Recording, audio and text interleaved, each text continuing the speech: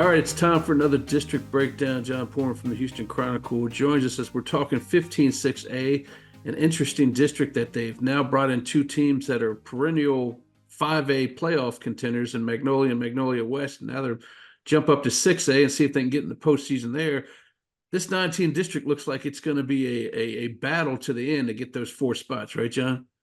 Yeah, absolutely. Obviously, as you mentioned, the intriguing thing here is the addition of the Magnolia schools, who, have had a lot of success in Class 5A over the years and making the playoffs year after year. Both of those programs out there in West Montgomery County. It's going to be interesting to see how they transition to 6A ball for sure. Uh, you know, it was a big question about where those schools were going to end up, which district they were going to be paired with. They end up in this district with the Tomball schools and the Klein schools, and I think it's a good fit because year after year we see that this is a really competitive district, and they're gonna be in for a battle. It's gonna be a tough one, but at the same time, these Magnolia schools were playing with playing in one of the top 5A districts, certainly in the Houston area and maybe the state, the past couple of years down there with Angleton and Fulshire and those guys. So, they're definitely going to bring competitive programs to this district, and it's gonna be a battle for these four playoff spots. Yeah, that is true, man, because they really only lost Waller, which wasn't really competing that much for playoff spots now. And then they have two teams coming in.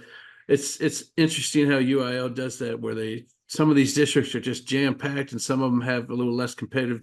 This one feels like there's going to be a playoff team or two that doesn't make the playoffs just because of the strength of the district.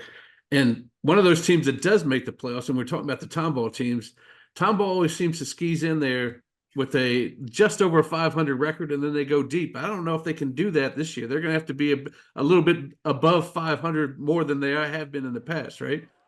Yeah, Tallball, in recent years has done just enough to get into the playoffs, as you mentioned, and then man, they just turn it on. The Cougars to get it going come playoff time, and they've obviously had some success in the postseason there. But yeah, I mean, every game in this district is going to count. It's a big district, so there's that much more importance on every single matchup. But yeah, obviously, Tomball has been a team that's had a lot of success here recently. And there's a lot of perennial playoff teams in this district. You look at Klein Collins, one of the, over the past decade, there's not many programs around the Houston area that have had the kind of success that they've had. And Coach Adrian Mitchell has just continued to, keep the expectations high for that program over there. And then Townball Memorial the past few seasons has really come on as a really strong program. They bring back a really talented quarterback in uh, Aiden Martin. and Yeah. Aiden, and Aiden Martin. Yeah. Sorry, No, name you're all just right. escaped me for a second there, but they've really had a prolific passing offense the past couple of seasons, and with him leading the way, I think that they'll be in the mix as well. But you look at Klein Kane, what they've done under Coach James Clancy, they're always in the mix. And then Klein Forest has kind of been on the precipice. They have a really talented pass rusher coming back, and Trenton Burkhalter. So, there's talent all around this district. You look at Klein Oak, Cortland Guillory, an Oklahoma commit in the defensive backfield, really talented player as well. So there's no shortage of playmakers in this district. And so you're going to have to bring your A game each and every Thursday, Friday, or Saturday night. Yeah. Looking up and down this thing, I think there's six teams in there that made the playoffs last year, and now we got it.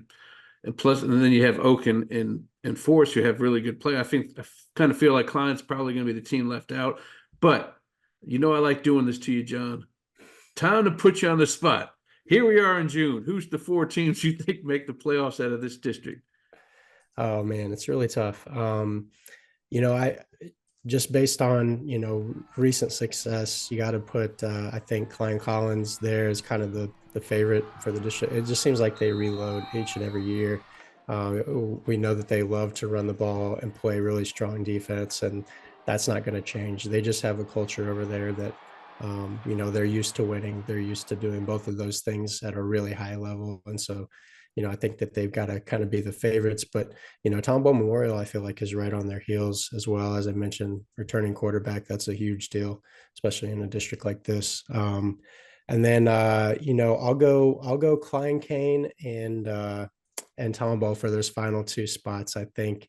But I do believe firmly that both of these Magnolia programs are going to be in the mix, and they're going to be in some key games down the stretch. So I really could see them, either one of those teams, kind of jumping up in there as well. And we'll just see how it plays out. But I would expect for uh, it's not going to be easy. I would expect for this district to really come down to the last few weeks, and some of these teams battling it out and big games.